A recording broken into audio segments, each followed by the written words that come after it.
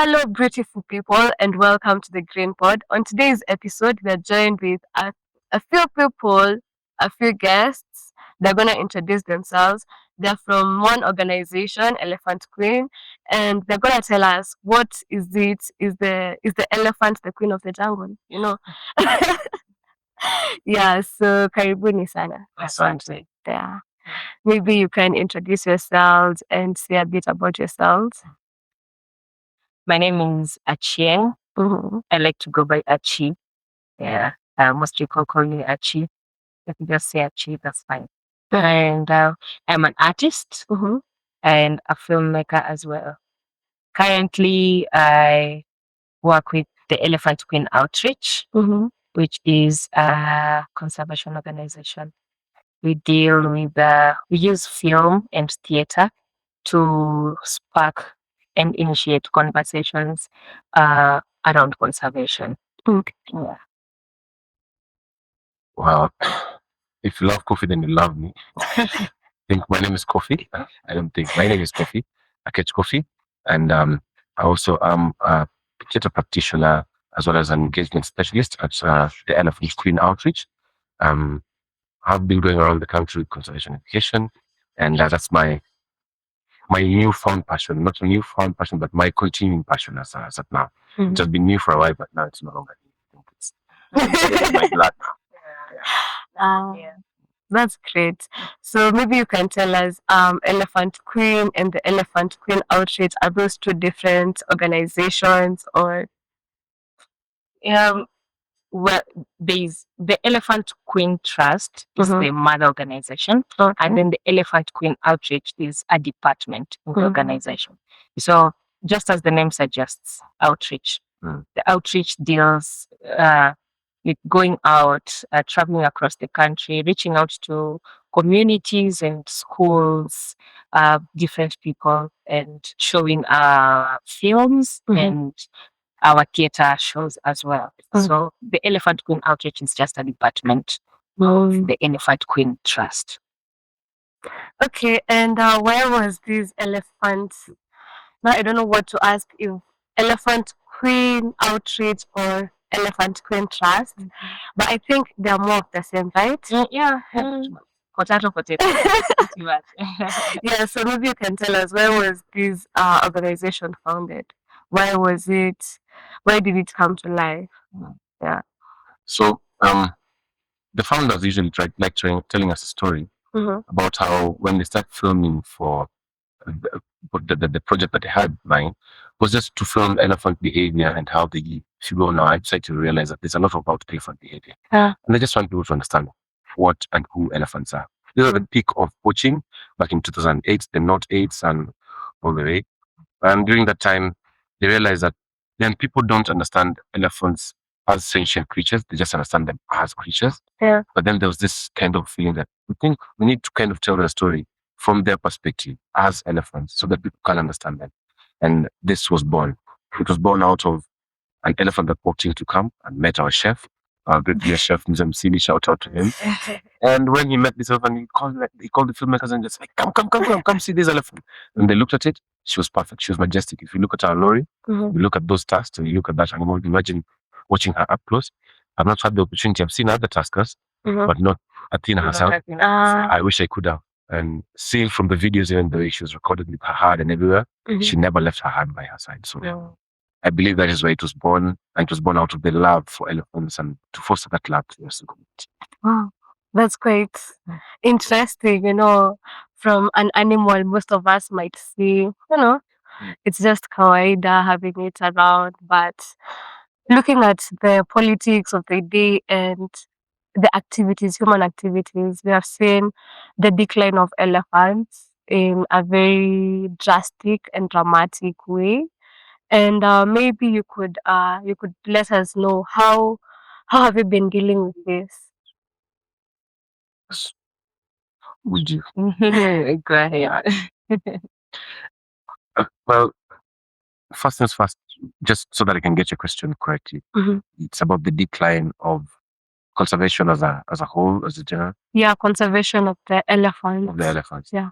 if one thing I come to realize, and the data and statistics I hope will support this, is that elephant population is growing, and it's just not just in Kenya but all across Africa. And this points to a good thing, I think, in terms of the conservation organizations that are working towards this, because they've been working tirelessly. And one place, and I remember saying this some time back, was that COVID really helps. Look at the number; they're kind of going steadily, but then COVID made it rise even faster. That's because humans kind of left the bush to the wild animals. So we left the wild to the wild. But then again, as time has picked up, we've kind of gone back to our normal ways. We're kind of easing up.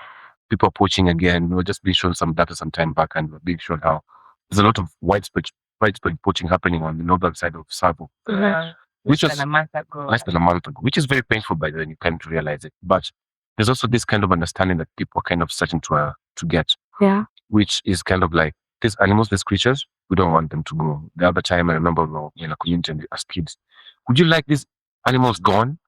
They said no. And the same kids are like, they really disturb us. We don't like them per se, but they don't want them gone. So we are at a precipice where we kind of have to decide, do we want to stay with these animals? And if so, then how? Because the problem that we're facing mainly is that we have to share a lot of the resources that we have with them. If not, then what do we do? Do we kind of cull them completely? Do we remove them from our ecosystem? We are at that point where if we do not decide for ourselves and for the betterment of the coming generations, I think we have a recipe for disaster, because if they also increase tremendously in their numbers, elephants per se, there's not enough space to support them per se. So, yeah. And maybe I could ask, how has your outreach helped in this case? Maybe maintaining the numbers or increasing the numbers?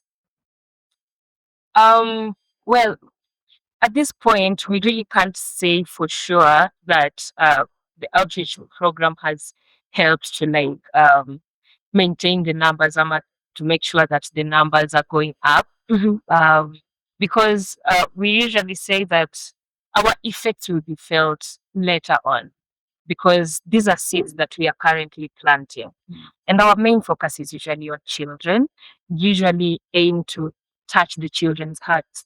Because when you look at the older generation, I'm not about Misha grow. They already have their opinions. There's some things that you just cannot change about them.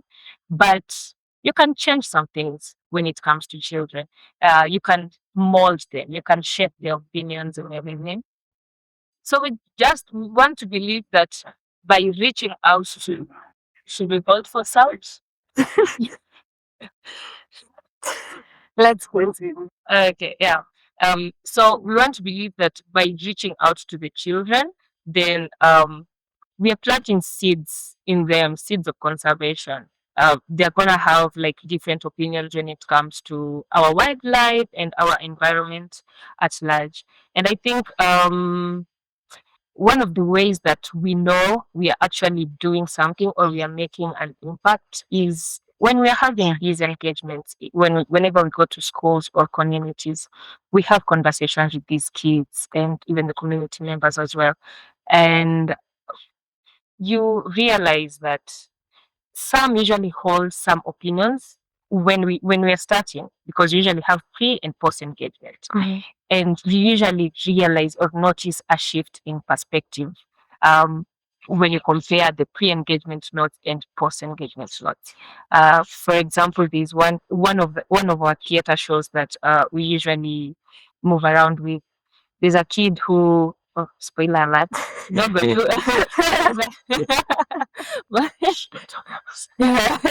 yeah, but there's a kid who, there's usually a point in the show where we usually take a vote, and there's it's like pro environment or pro development, and there's a kid who said, I was actually for the development thing, but after seeing the effects that that come with destroying our environment, I don't think I want that anymore. If development is going to come at a cost of our environment, then I don't think it's worth it. So something as simple as that just shows that we are really touching lives, shaping opinions in the positive way. Okay. I think something to touch on just on what she said. Remember when we went to Bubuta holiday school, there's a school called, there's an area called Bubuta, which is quite rough area based off of human and wildlife conflict, specifically elephants. Mm-hmm. But when we went to a school, I remember Inanna saying, kid who she gave a banana. She she was very vocal in class, and she was, she was giving all the right answers and everything. Then, while we were doing our sit down, the kid walks up to Inanna, one of us, and she kind of goes, "Hey, remember me?" Like, and I goes, "Oh no, I don't quite remember." But she's like, "You're the one who gave me this banana, and it was that time when we were doing this and this, and I loved it." And now I'm even more passionate about, human, about elephants. Mm-hmm. And you could tell because even from the way she was answering questions, from the way she was, particular about the topic, those are the kinds of stories that I think you say we need to measure the impact immediately, but you can measure it over time because we're in Bubuta in 2021. Mm-hmm. 2021, flash forward to 2025. Oh, yes, it was last year. So that's 4 years difference. There's a child who maybe was, at the time, she was maybe 10, 11, before she was 7. And for impact to be done to a small child at the age of 7, so she can regurgitate it at the age of 11, I think we are planting the seeds where it matters most. But the soil is, wet enough to kind of germinate. So I think the seeds that we're planting, and mainly going to schools, universities, places of policy making, places where, kids are still getting to grasp things, the minds are still plastic. And I think that is where the seeds must matter most. Because if we go to older generation, they're more hell bent on building walls right now. The things they didn't have. The things that they didn't have. I don't blame them. We've had a politician who all said something of the sort like should clear Nairobi National Park for for development and businesses. But you see, they talk about things they didn't have. For us, we've not grown up with that privilege of walking around and hearing hyenas and watching elephants cross rivers and all that. So they take it for granted that our next generation might not even see it completely. So I think the impact is going the right direction. And hopefully if we can, in the near future, maybe 10 years, come back to the same places we've been and maybe find Michelle a champion for something else, even somebody else doing something else, and tell other kids stepping up and saying, I'm a conservationist because I saw the elephant tree. It would be our joy, for sure. Yeah, so maybe you can touch on the elephant queen. Like you've talked about using film to spread our conservation message out there. So maybe you can tell us in detail, like what is it in film that you usually do? Well, the film was already shot more than a decade ago. And it's been doing rounds. So what we are currently doing with the films is just showcasing it and using the films to spark conversations and also to educate people. Because I'm a good example because before I watched the film, I came from the school of thought of that's geo, not geographic, just some animals, But then after watching the films, you actually realize that there's a whole life aside from the one that I know. We as humans, I think we're just selfish in nature, and we are always thinking about ourselves. We think that life is what we experience. We don't stop for a moment to think about the life of an ant, the life of a bedbug, the small creatures. So you watch a film like, say, The Elephant and the Termite, and the elephant is this big creature and the termite is this tiny, tiny creature. And those two creatures actually work hand in hand to balance the ecosystem. They create water holes for the other animals, not just for themselves, but for the other animals. And it's not like the termites and the elephant leave their homes and say, let's go and build water holes for the other animals. No, they're just going about their lives. The termite is just building their mounds, it's just their place where they stay. And the elephant is just there licking salt and minerals. And with time, the water hole is created. So these are animals that are just living by themselves, going about their business, and somehow nature just finds a way to balance itself. So you sit back as a human being and watch these animals do all this. They just go about their business, and you realize just how important these animals actually are to the environment and our ecosystems at large. Yeah. So by showcasing those films, you see, a mind like mine was changed.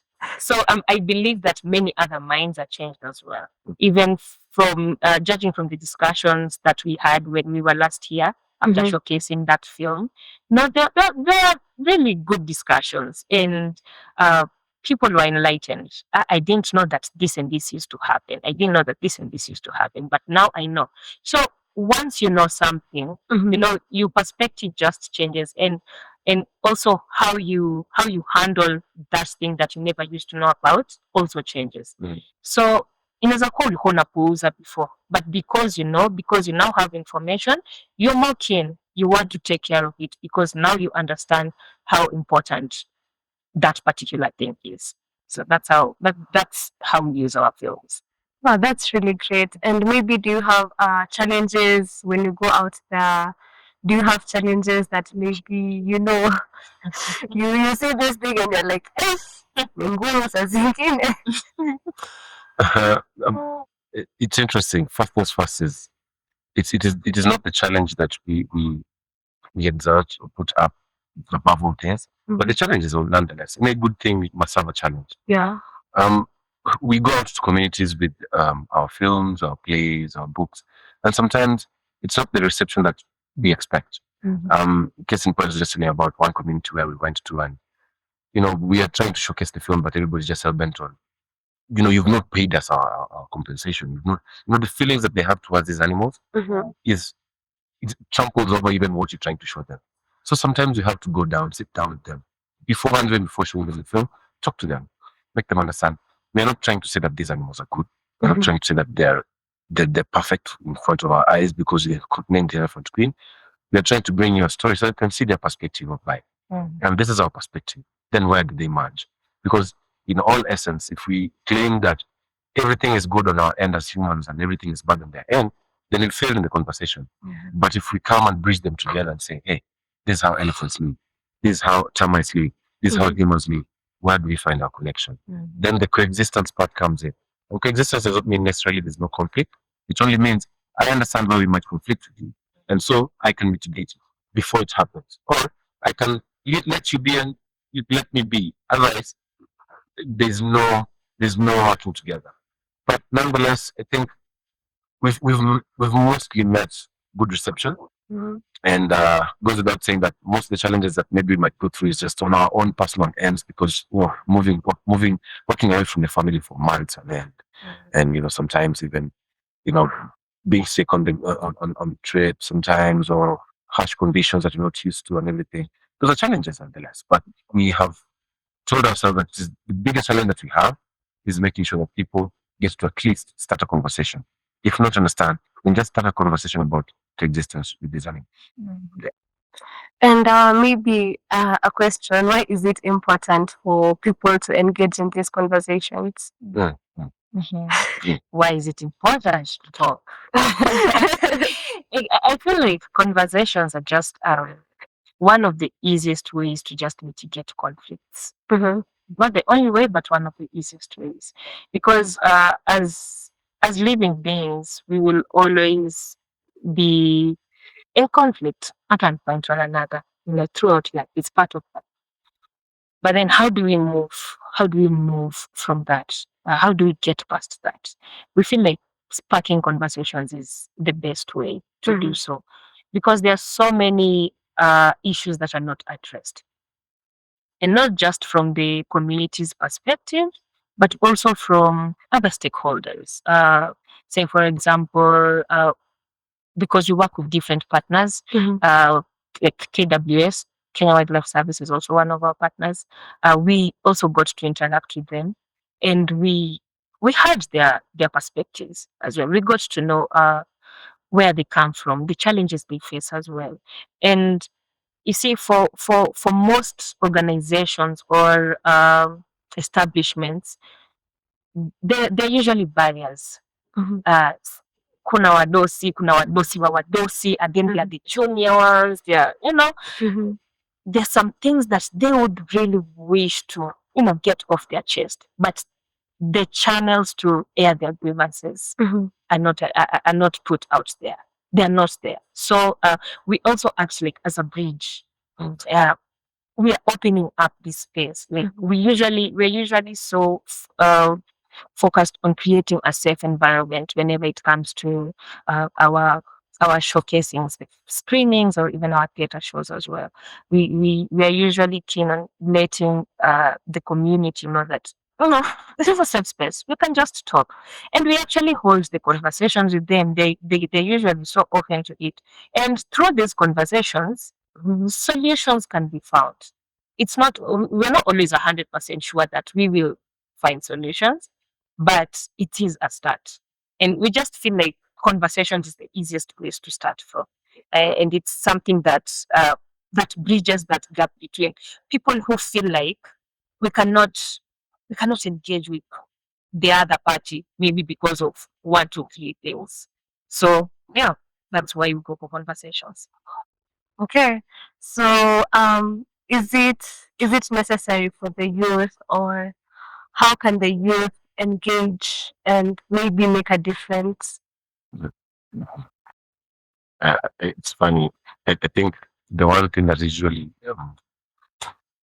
dismissed in the society is the voice of the youth. Yet it is the most pertinent. Right now in Africa, we are over 70%, above 70%. I'm not sure about where the digit lies right now because the world ever keeps growing. But Africa in general is just a youthful continent. And if you want to proceed or want to do anything in general, you need to involve the youth. There have been uprisings all over the world just because the youth are now taking up the mantle in everything that they're doing. And even when it comes to conservation and anything that involves them, they should take the forefront. I'm happy to report that even right now in my team where we are right now, we are basically youth. And even our oldest crew still there's some cool men. You should meet Pablo. You should meet Zemusi. Even Achi himself. Yes. Hakache,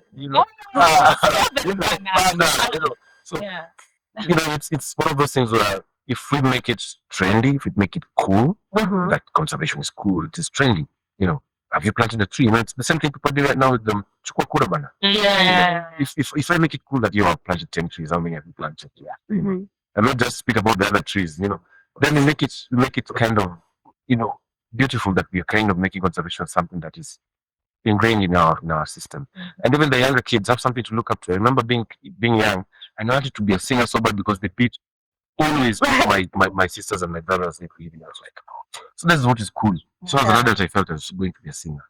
But growing up right now, I feel like my nieces and my nephews are supposed to look up to me and say, hey, uncle does such and such a thing, and he walks around with the elephant logo. They should love to maybe want to see elephants, maybe just understand what it is I see in the elephant. And if I make it cool enough for them, if maybe I show up every time I show up at home and talk about elephants so passionately, then they should be like, maybe we can look into elephants. Maybe we can look into conservation. Maybe it might not be elephants per se. Maybe they can pick a hyena up. I'd be happy if one of them picked a snake or something else as their mantra for conservation. But yeah, we have to make it cool for them. I guess that is the one thing that I would say for the youth to pick up conservation and pick it up with a strong, sense, just to be very cool for them. And I think that is one thing that even Elephant Queen is really trying to do, make our lorry look beautiful, flashy from afar. Uniforms. People always want to ask us for our uniforms, but they're uniforms. We can't just remove our uniforms and give them away. But if we can just make sure that the youth feel like conservation is cool. Like right now, I love what is happening in Nairobi. Ever so often, I meet more people on bicycles. It's growing. Ever so often, you feel people like, hey, don't throw that trash over there. Yeah. Even run clubs. Yeah. The other day, I was taking my pasua, and I remember, and pasulia, and then I saw somebody pick that in yaka. That's been hapa. My heart was just jumping. They're getting it now, now we're getting somewhere because now people feeling that guilty. I personally have that obligation. I don't need to transfer it to somebody else. Yeah. Rather than back in the day, it was like, tuko hapo, kuna watu watakuja kuokota. Fanya hivyo, wanyama ni wa KWS. And all those other narratives, we need to change them and make them our own. And also, I think dismantling the notion that conservation is a worthy skill, because there's that myth as well. I think even before joining the Elephant Queen, I used to hear about conservation, just like okay, it's just like it's not my thing. So I think also making conservation look like this is something that can be done by everyone. It is for everyone. Conservation is for everyone. It's not for the select few. So just you know, making it making it look like it's for everyone, and just making people know actually that it is for everyone, and not just a white man's kind of thing. I think also if we find a way to just go back in time and look at how our forefathers and mothers used to live, we actually realize that conservation started way, way before even the white man came into our continent. So if we tap back into our roots, we realize that our ancestors were actually conservationists because they lived in harmony with nature. They never used to cut down trees of your own. Even if they wanted to, like, say, if this was my grandfather's compound and he wanted to put up an extra hut over there, he would look at, what is in the way. Am I gonna have to cut down this huge tree just to put up a hut? I can squeeze that hut in a corner so that I don't interfere with this tree that is already here. Yeah. So I think if we also get a way to just tap back into our roots and get connected to how our ancestors used to connect with nature or just live in harmony with nature, then I think we will get there. Okay. Allow me to interject actually before I find. I love when you speak about ancestors and how they used to live. I believe I might be a reincarnate of my ancestor myself. One thing that really strikes me when you come to speak about African and conservation is the fact that if right now you looked at even the areas where conservation is still pertinent, and even when they're trying to push, people are trying to push the agenda of conservation, it's in the most indigenous places. They're almost untouched. And when you say untouched, it means untouched from the method of civilization that we have come to accept as normal. Planes in the sky, cars on the road, autobikes, big houses, malls, you name it, food or plastic, and everything. When you go to areas where it is untouched, where these things don't exist, case in point in Congo, in the middle of Congo, somewhere, those are where even the minerals are found. Yeah. Those are where, food grows up. When was the last time you climbed a tree and just picked a mango? When was the last time you just, were walking on the road and then you so, I know that fruit, let me go pick it up. There's even no variety of fruits these days on our roads. Yeah. There's no variety of, the air feels like it's pungent, it's stinking and everything.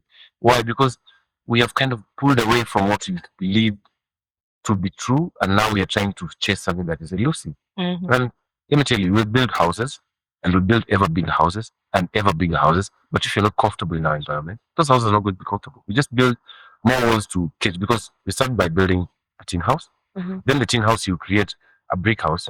Then the brick house will need a fence around it because now you don't want animals to come into the brick house. Then you create barbed wire around it so that, it's just ever more layers. But if you're to live one with nature, where we come from in Kilifi, we sleep in tents and sometimes we see a snake pass by. And some like, first day is Raska, you should be like, a snake? This day is like, which one? When somebody's asking that, I'm looking over it. This one must be venomous. Let's let it go. It's one of those things where you're just like, now I'm comfortable with my environment. But if you're not comfortable with the environment, you'll ever just keep on fighting it. And the more you fight it, the more you lose. Because you will never win against nature. You never. Never. Yeah, nature will always have a way to reclaim its space. Yeah. It can come after 100 years, but it will always reclaim its space. Look at the rivers in Nairobi. So it's just better for us to be in tune with nature and to understand that we are part of nature, because we usually feel like we are apart from it and not part of it. So when we actually come to understand that, we are part of nature and we need to take care of it so that it can also take care of us, because nature rewards people and creatures who take care of it. I think we will be at a very, very good place. And we come to realize that, Actually, every other animal is just living their lives, man. That bird is just living. That snake is just living. The same way I'm also living. We don't have to collide every time we meet. You can just meet and oh hi okay so hi bye and just go about your business. Yeah. Okay.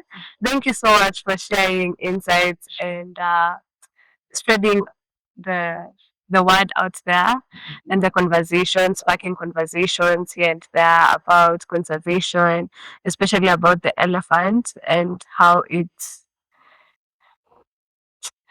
makes ecosystems, how it creates an environment for maybe other animals and other flora and fauna that actually do not, it's not like I am here to create ecosystems. I am just living my life.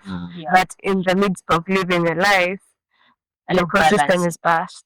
Yeah. Yeah. So maybe you can share with the viewers one word or a message you would want them to go home with. Yeah. Well, I think it's just I'm just from saying it, but we are not apart from nature. We are a part of it. So it's up to us to figure it out and see how best we can exist in nature without interfering with it. Yeah. Okay. Yeah, I just coined something in my head right now and I realized it really works. See me see. Yani conservation ni cool. What? No, I mean, honestly though, imagine I love this show where replays and I was watching guys who were walking with snakes, some guys were walking with hyenas and all that.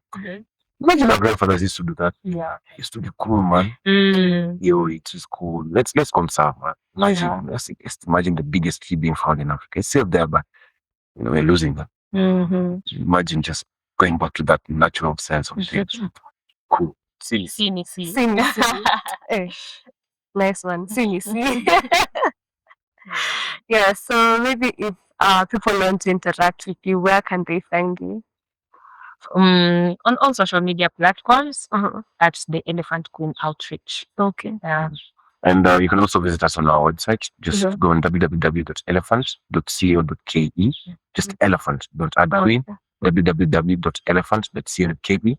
Over there, you'll find a lot of our resources. You'll find from mentorship series, get to hear about the journey of our filmmakers and how they met and how it is that they even came up with this whole project.